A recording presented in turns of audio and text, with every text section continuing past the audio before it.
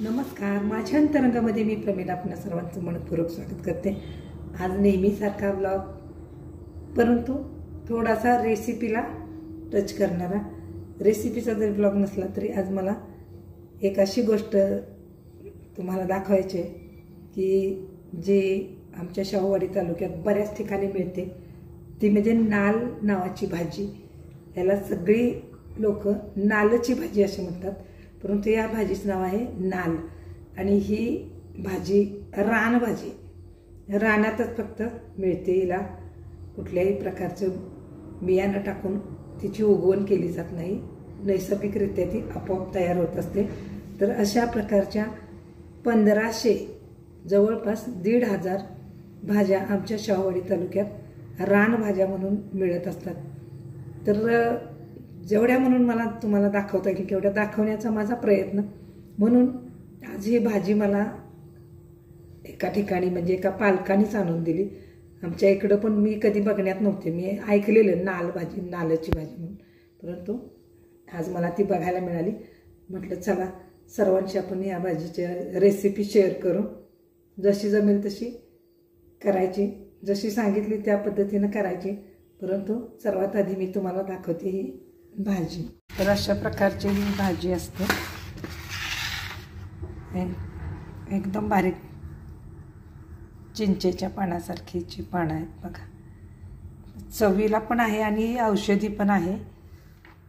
पिवळी फुलं हिला लागतात, अशी बारीक आहे। आणि मी पण ही भाजी पहिल्यांदा बघते, आणि बघितली असली तर हीच भाजी म्हणून मला तरी अद्याप माहिती नव्हतं।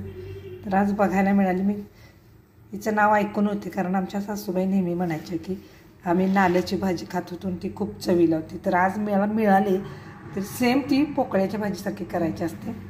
चला तर आज मग ही भाजी करायचीच। जरी ही भाजी रानभाजी असली तरी देखील हिला स्वच्छ नीट करणं, हिच्यातलं तण वगैरे काढणं, आणि तण काढून, तण म्हणजे कुठं कुठं तरी गवताचं अशा प्रकारचे तण असतं, ते काढून टाकावं लागतं। आणि त्यानंतर ही स्वच्छ धुवून घ्यायची।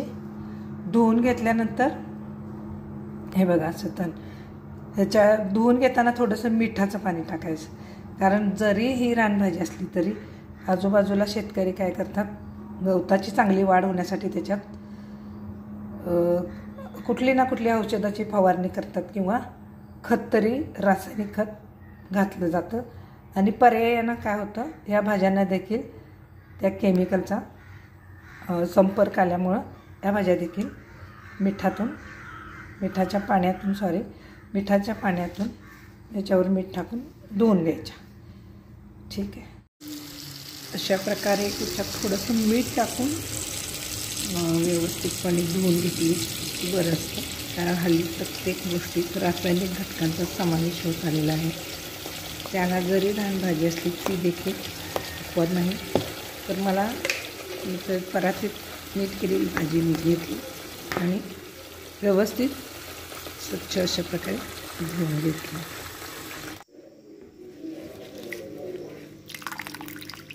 आता ही भाजी आपण कोरडी होण्याकरता एका छोट्याशा टोपलीत टाकायची। आणि खरं तर याला फारशी घाण नव्हती, खूप म्हणजे पावसात कसं माती वगैरे लागते, परंतु या भाजीला फारसं काही घाण नव्हती, फक्त मिठाच्या पाण्यातून काढली की विषय संपला। कोरडी करण्याकरता ठेवून दिली, आणि मग त्या दरम्यान म्हटलं जरासं टाकायचा तर लसूण, कांदा घालून, नाहीतर लसूण टाकतात, आणि लसणाची फोडणी। आणि जास्त लसूण असल्यामुळे मी काय केलं, त्याच्यात मिरच्या 2 फक्त तुकडे टाकले हातानेच मोडून।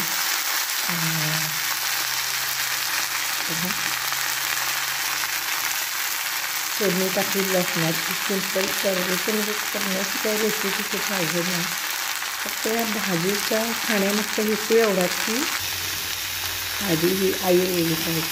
निसर्गानं ज्या तुम्हाला भाज्या दिलेल्या असतात, रानभाज्या उगवणाऱ्या, त्या हाडांवरती कॅल्शियमसाठी फारच उपयुक्त असतात। खूपच बरेच वर्ष या भाजीच्या पक्षीने नावच ऐकून असते, सुदैवाने मला ती आज बघायला मिळाली. आणि विशेष म्हणजे ती ज्या पद्धतीने सांगितली तशी बनवायला पण मला मिळाली. खाऊन बघायचं आणि याचे गुणधर्म थोडेसे आपल्याला मी यूट्यूबला पण सर्च केलं.